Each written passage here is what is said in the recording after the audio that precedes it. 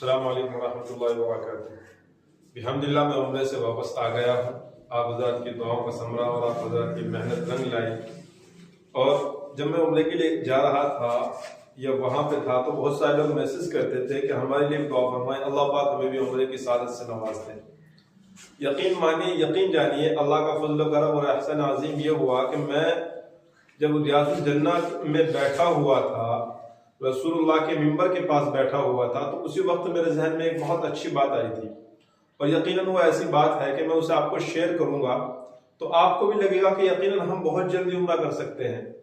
मैंने ये शॉर्ट सिर्फ आपको इसलिए बनाया, इसलिए मैं बता रहा हूं आपको ये बातें कि आप तमाम साथी जो उम्रा करने की ख्वाहिश रखते हैं वो इस शॉर्ट के नीचे अपना एड्रेस और अपना नाम लिख करके डालें, ताकि इससे अगली जो हम वीडियो आपको देंगे तो इस वीडियो में हम आपको बताएंगे कि आपको उम्रा कैसे करना है। बहुत